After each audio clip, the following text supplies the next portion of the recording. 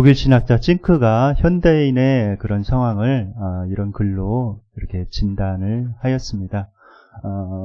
한 청년이 사하라 사막을 횡단하려고 계획을 이렇게 세웠습니다.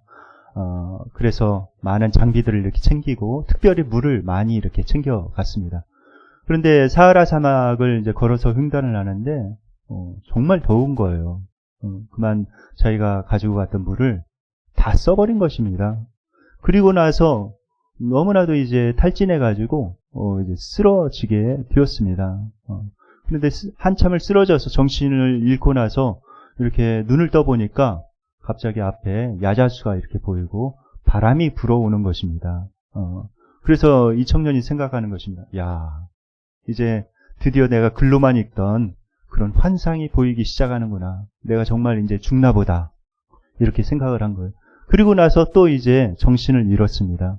정신을 잃고 나서 다시 이렇게 눈을 떠보니까 이제는 새소리가 들려오고 앞에 이렇게 오아시스가 딱 보이는 거예요. 야, 이제 환영이 보이네. 이제 내가 정말로 죽나 보다. 이야기만 들었던, 그리고 책에서만 읽었던 그런 환영이 보이는구나. 이제 나는 죽는구나. 하면서 죽어갔습니다. 그 다음날 사막에서 살고 있는 베두인이 이제 물을 길러 온 거예요. 아버지와 아들이 같이 물을 길러 오아시스에 왔습니다. 그런데 사람이 거기서 목말라서 죽어 있는 것을 발견했습니다. 그 아들이 이야기하는 거예요. 아버지, 왜 이 사람은 이렇게 물을 앞에 두고 이렇게 목말라 죽었을까요? 그러자 그 아버지가 아들에게 이야기합니다. 얘야, 이 사람은 현대인들을 나타내는 것이란다. 이 사람이 현대인을 대표해주는 그런 사람이란다. 이렇게 이야기를 합니다. 그렇죠. 현대인들은 참 사랑에 목말라 있습니다. 많은 사람들이 사랑을 받고 싶어하고 사랑에 목말라 있습니다. 이 대중 가요를 이렇게 보면은 대부분의 주제가 이렇게 사랑이죠. 거의 80% 이상이 전부 사랑에 관련돼서 이렇게 노래를 이렇게 부릅니다. 그 다음에 드라마도 이렇게 보면은 사랑을 주제로 한 드라마가 굉장히 많이 있습니다. 영화도 이렇게 마찬가지죠. 과히 우리가 사랑의 홍수시대에 이렇게 살고 있다. 이렇게 볼 수가 있습니다. 그런데 사람들이 사랑에 참 목말라 하고 있어요. 왜냐하면은 참사랑인지 알고 이렇게 따라갔더니 그것이 참사랑이 아니더란 것입니다. 조건적인 사랑이었고 뭔가 불순한 다른 동기가 이렇게 감춰져 있어서 나중에 그것을 발견하고 나서 참 실망하는 경우가 많이 있습니다. 특별히 남녀 간의 사랑, 특별히 그렇죠. 청춘 남녀가 이렇게 만나서 너 아니면 죽고 못 사니 그러면서 이렇게 살아갑니다. 너를 진짜로 사랑한다. 너 아니면 살 수 없어. 이러면서 이렇게 살아가죠. 그러다가 이제 어떤 일이 생겨서 서로 이제 갈라서게 되는 경우가 있습니다. 그런데 그렇게 갈라서게 되면은 정말 안 좋은 일들이 종종 일어나는 것을 이렇게 보게 됩니다. 너 아니면 못 사니 하면서 너를 정말로 사랑한다고 고백했던 사람이 갑자기 돌변하는 것이죠. 그래서 요즘에도 뉴스에 보면은 자주 이렇게 등장을 하는 것 같아요. 그런 뉴스가 이렇게 헤어짐에 대해서 앙심을 가지고 예전에 사귀었던 그 애인에게 복수했다. 그래가지고 이런 뉴스가 이렇게 자주 나오는 것을 보게 됩니다.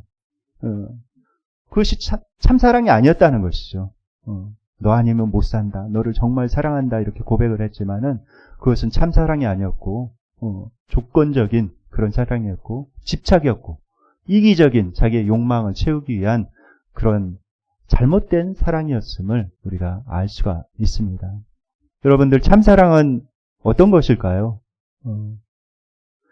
오늘 본문에 보면은 이 참사랑이 나와 있습니다. 정말 생명을 살리고 사람을 살리는 오아시스와 같은 참사랑은 어떤 사랑인가 오늘 본문에 우리에게 말씀해 주고 있습니다. 고린도후서 5장 14절 말씀 다 함께 읽겠습니다. 시작. 그리스도의 사랑이 우리를 강권하시는도다.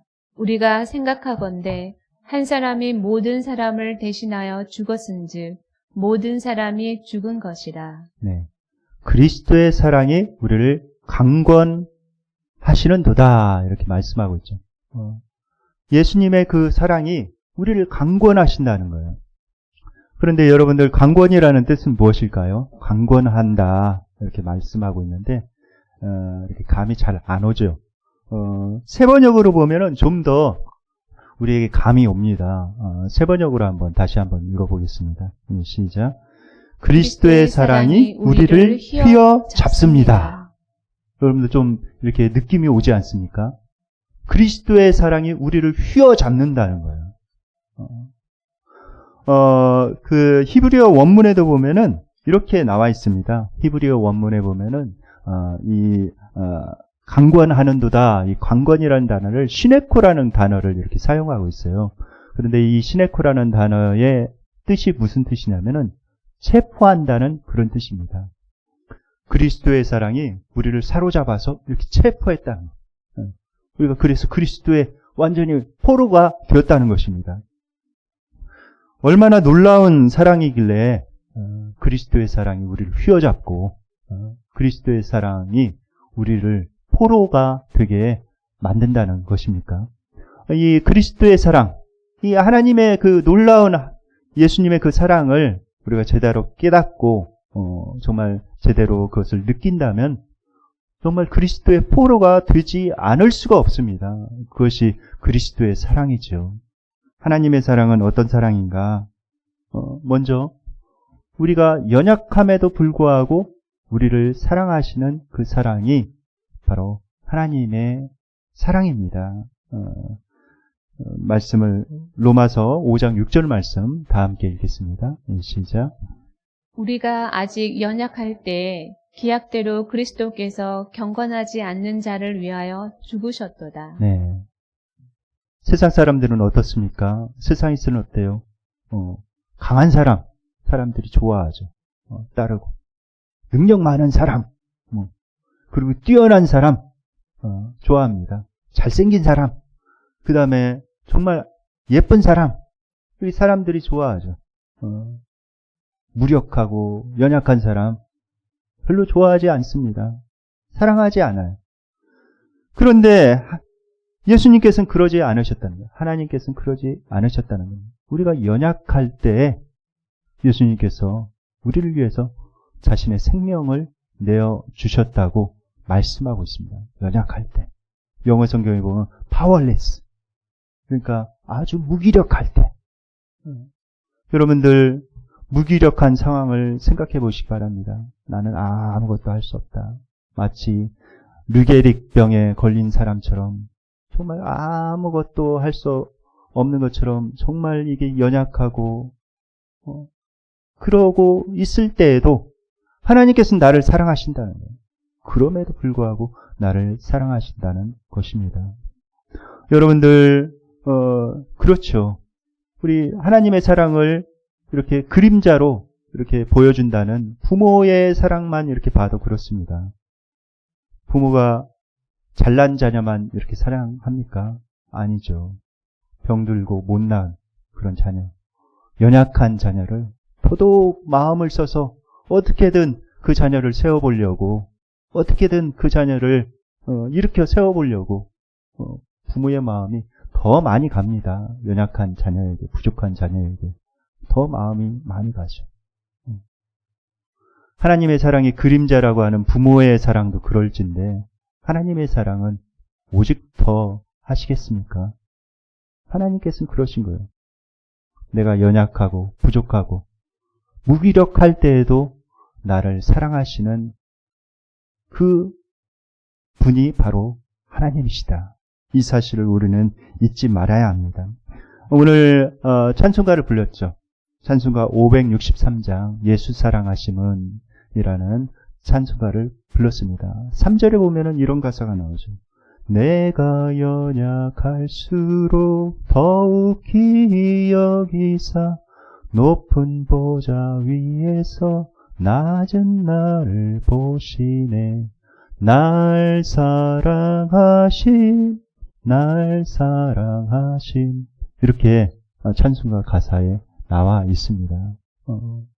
내가 연약할수록 더욱 귀히 보시고 더 하나님께서 마음을 우리에게 주시는 거예요. 이 하나님의 놀라운 사랑입니다. 그런데 이 연약한 자, 그래도 좀 사랑할 수가 있죠. 그런데 여러분들, 죄인은 어떻습니까? 죄인은 사랑하기가 참 힘들지요. 죄인을 어떻게 사랑하겠습니까? 요새 뉴스에 보면 돌려차기남, 전 국민들이 치를 떨죠. 어떻게 뒤에서 집에 들어가는 그 여자를, 연약한 여자를, 그래서 앞에서도 아니고 뒤에서 돌려차기를 해서 기절을 시키는가. 정말 흉악한 사람이다. 사람들이 굉장히 치를 떨고 있습니다. 그런 사람은 여러분들 사랑할 수 있습니까? 많은 사람이 돌을 던지고 있죠. 엄벌에 처해야 된다. 이거 참 쉽지 않은 거예요. 죄인을 사랑한다는 거. 이거는 보통 일이 아닙니다. 그런데 하나님의 사랑은 정말 우리가 생각하는 상식을 벗어나요. 하나님의 사랑은 정말 그런 사람도 사랑한다고 말씀하고 있습니다. 로마서 5장 8절 말씀 다 함께 한번 읽어볼까요? 시작. 우리가 아직 죄인 되었을 때 그리스도께서 우리를 위하여 죽으심으로 하나님께서 우리에 대한 자기의 사랑을 확증하셨느니라. 네. 여러분들 그렇게 치를 떨죠. 그런 범죄자들한테. 그런데 여러분들 아세요? 우리도 하나님 앞에서 그렇게 죄인이라는 사실. 하나님의 말씀, 율법에 의하면은 우리가 얼마나 큰 죄인인지 몰라요. 마음속에 이미 그 사람을 증오하는 마음을 가졌다면 이미 살인하였다고 이렇게 말하고 있습니다. 마음속에서 이미 그런 마음을 품고 그런 분을 품고 그랬다면은 이미 그것을 한 것과 똑같다. 하나님께서는 우리의 마음 중심을 보시기 때문에. 그러니까 하나님 앞에서 우리가 얼마나 큰 죄인입니까? 정말 큰 죄인이죠. 그럼에도 불구하고 하나님께서는 나를 사랑하셨다는 것입니다. 내가 죄인 되었을 때, 내가 잘나고 착하게 살고 그랬을 때가 아니라 내가 죄인 되었을 때 하나님께서 나를 사랑하시고 나를 위해서 독생자 예수님을 보내주셨다는 것입니다. 참으로 놀라운 사랑이죠.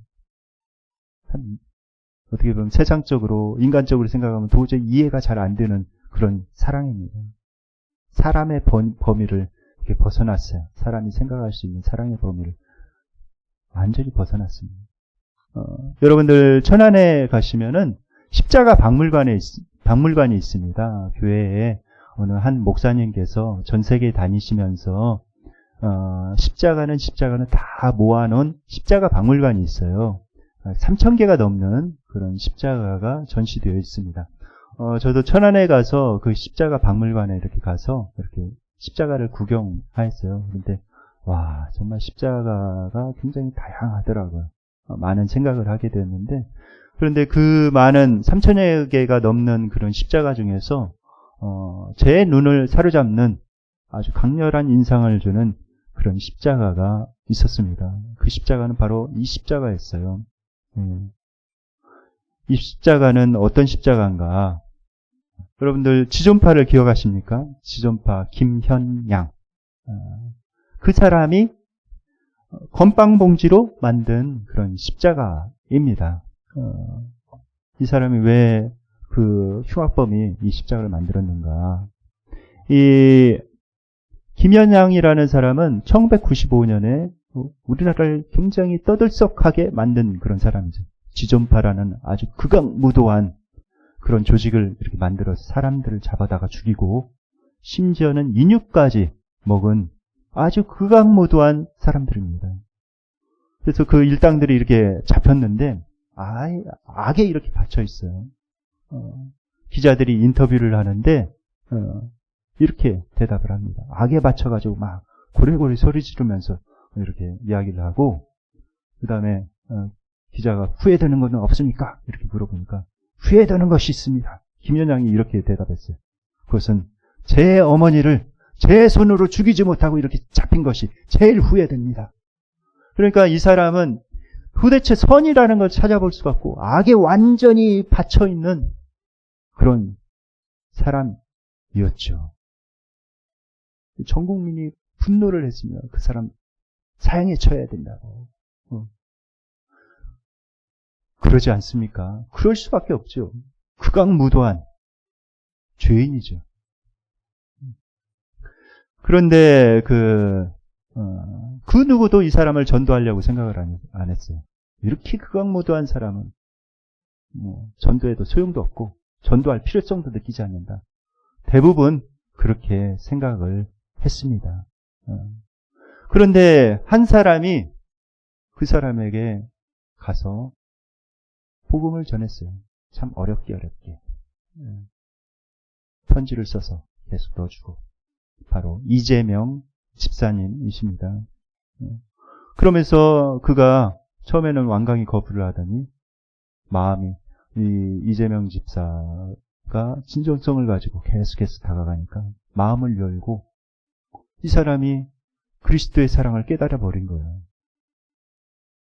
그리고 나서 철저하게 회개하고 그 감옥에서 예수님을 믿게 됩니다. 이 사람이 사형 언도를 받아서 사형 집행 날짜가 다가오고 있었죠. 그런데 그 남은 생애를 이제는 이제와 같이 이렇게 살아서는 안 되겠다. 그러면서 철저하게 회개하면서 이 사람이 예수님 믿고 완전히 성자가 되었어요. 감옥에서.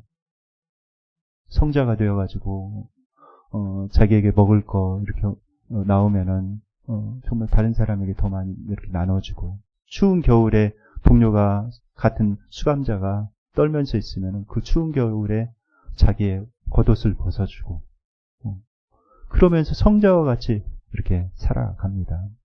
그러면서 그 이제 사형 집행 전에 이재명 집사에게 이렇게 편지를 써서 이렇게 전해줘요. 근데 그 편지 내용에 이런 내용이 이렇게 나와 있습니다.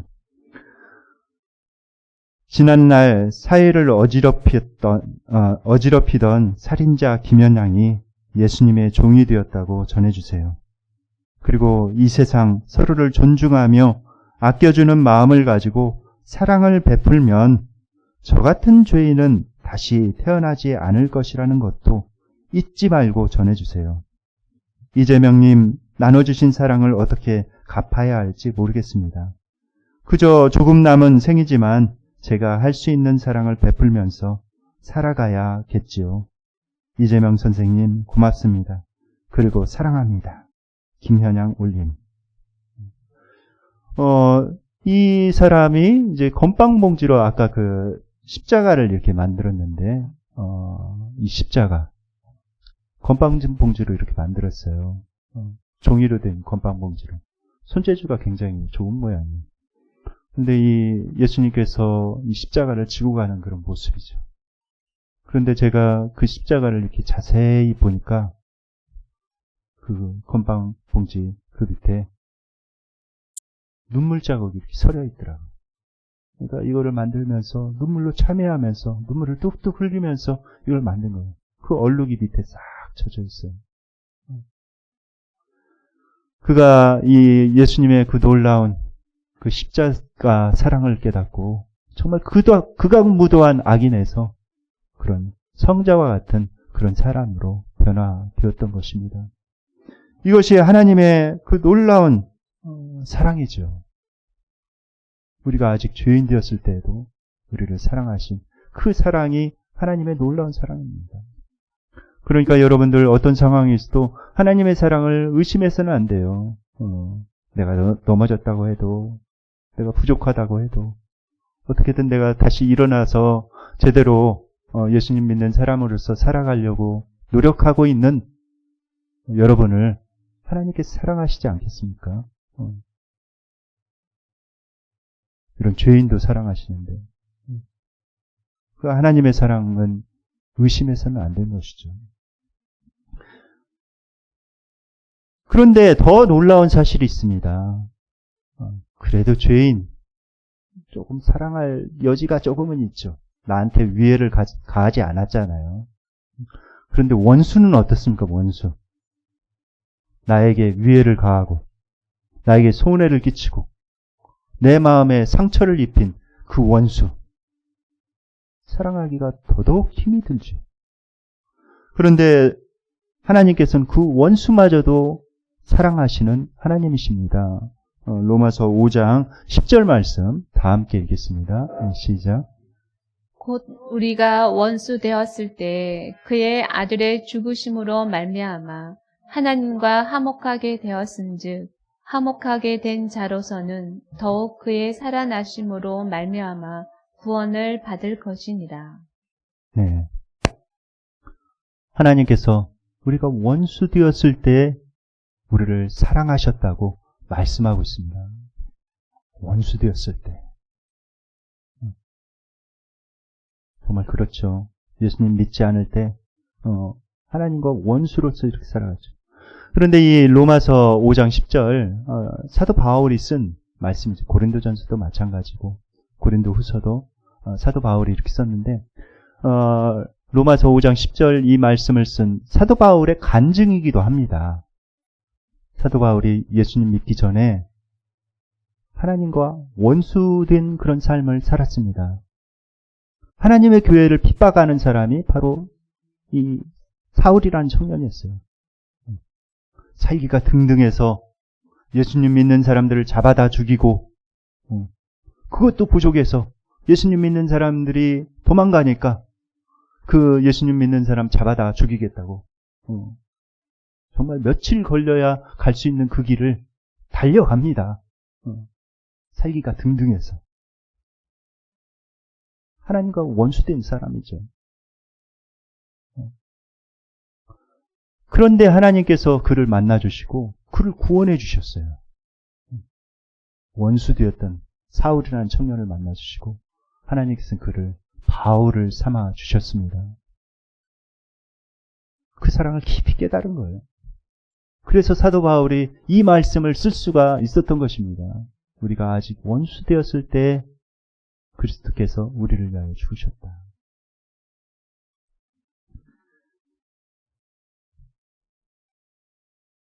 우리가 십자가 아래 잠잠히 머무는 그런 시간이 필요해요. 이 십자가가 나에게 무엇을 의미하는지 잠잠히 머물러서 그 하나님의 사랑을 우리가 묵상하며 그 하나님의 사랑을 정말 깊이 깨닫는 것이 이렇게 필요합니다. 나를 위해서 지신 그 십자가, 그 사랑을 마음속에 새기는 것이 필요하죠. 믿기 힘든 그런 이야기지만 다른 사람을 위해서 대신 죽은 그런 사람이 있습니다. 죽음의 수용소로 알려진 아우슈비츠 수용소에서 일어났던 그런 이야기입니다. 가윤리체크라는 그런 사람이 수용소에 잡혀갔어요.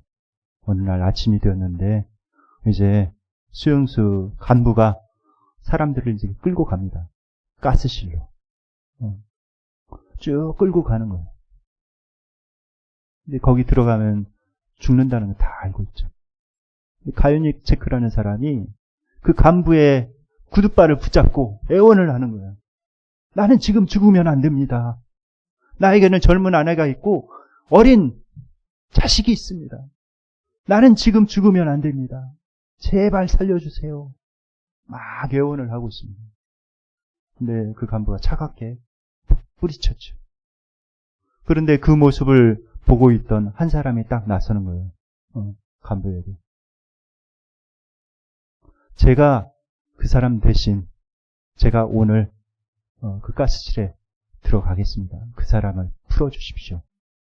제가 언제 가스실에 들어가야 될지는 모르겠지만은 오늘은 제가 그 사람 대신 가스실로 들어가겠습니다. 그분은 신부님이셨습니다. 그래서 이 신부님이 대신 가스실로 들어간 거예요. 그 간부가 허락해가지고. 그리고 나서 이제 가연지체크가 전쟁 끝날 때까지 살아남았습니다. 연합군이 승리할 때까지 살아남아가지고 결국 그 죽음의 소용소에서 살아서 나왔습니다. 그리고 나서 이제 1972년 10월 그 자리에서 이제 그 수용들의 참혹함과 거기에서 살아난 사람들, 거기서 죽은 사람들 기념하기 위해서 모이는 모임이 있었습니다. 기념식이 있었는데 거기에 가윤니체크가 이렇게 초대되었어요. 그에게 한 말씀을 부탁을 했습니다. 그러자 가윤니체크가 이렇게 고백을 합니다. 그 잊을 수 없는 아침, 신부님이 나를 향해서 환한 미소를 지으면서 끌려가고 있을 때 저는 그제야 왜 그렇게 많은 사람들이 예수님을 믿는지 깨닫게 되었습니다.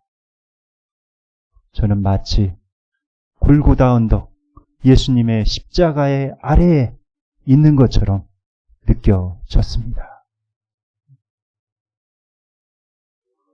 여러분들, 그 예수님이 아니면은 어떻습니까? 우리가 가스실로 갈 수밖에 없는 거예요. 지옥의 가스실로 들어갈 수밖에 없는 그런 운명입니다. 그런데 예수님께서 나 대신 그 십자가에서 그 엄청난 죽음의 고통을 당하셨습니다. 그것을 마음속 깊이 새겨야 되죠. 내가 죽어야 될 그 자리에 예수님께서 나를 위해서 죽으신 거예요. 내가 원수 되었을 때, 하나님과 원수 되었을 때도 나를 사랑하시고 나를 끝까지 포기하지 않으시고 나를 구원해 주신 그분이 바로 예수님이십니다. 그런데 예수님께서 이렇게 우리를 위해서 죽어주신 그런 목적이 있어요. 그 목적은 무엇입니까? 오늘 본문에 고린도후서 5장 18절에 이렇게 말씀하고 있습니다. 다 함께 한번 읽겠습니다. 시작. 모든 것이 하나님께로서 났으며 그가 그리스도로 말미암아 우리를 자기와 화목하게 하시고 또 우리에게 화목하게 하는 직분을 주셨으니. 네. 그것은 왜 예수님께서 그처럼 엄청난 희생을 치르면서 우리를 구원해 주셨는가?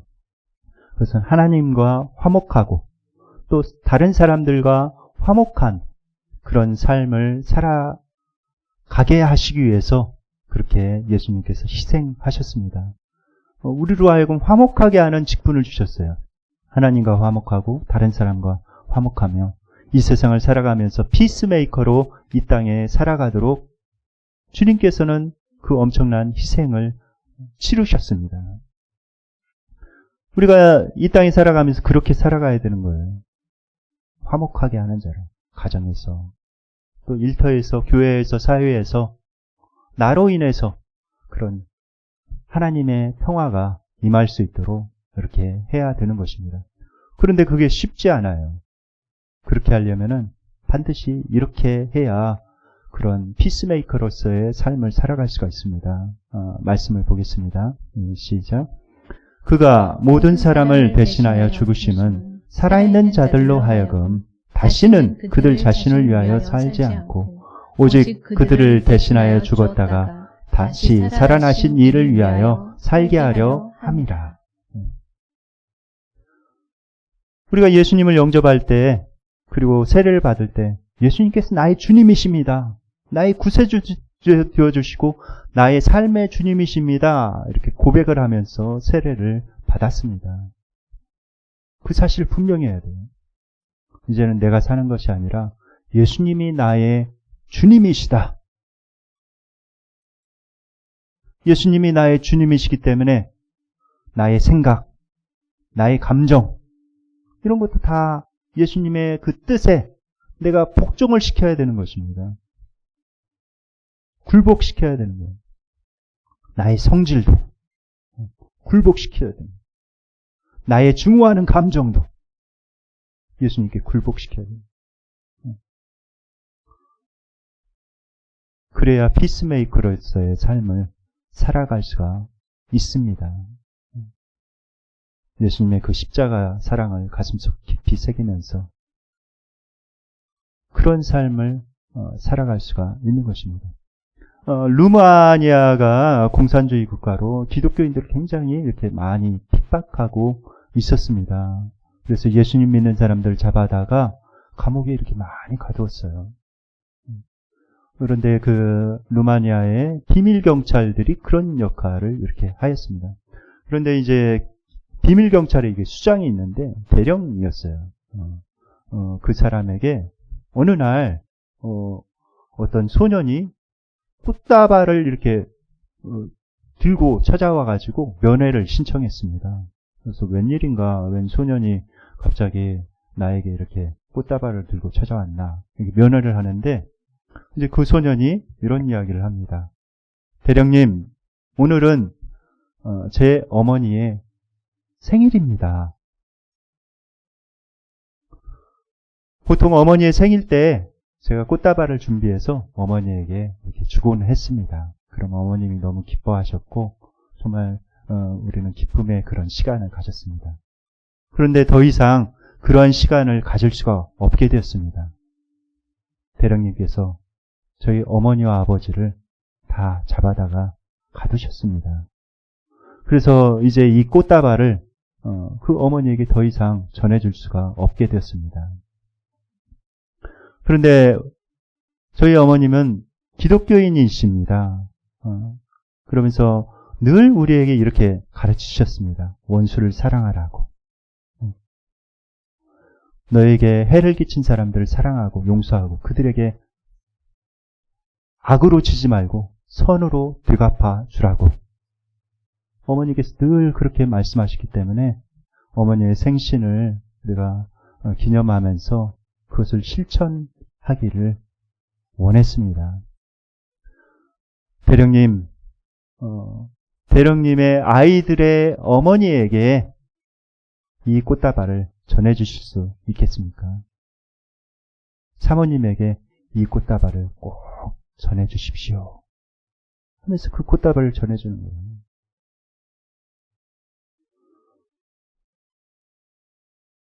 대령의 마음 가운데 큰 감동이 있었습니다. 마음속에 큰 찔림이 있었어요. 그래서 그 소년을 와락 안고 한참을 우는 거예요. 그 소년의 아픔이 다 이렇게 자기에게 전해진 것입니다.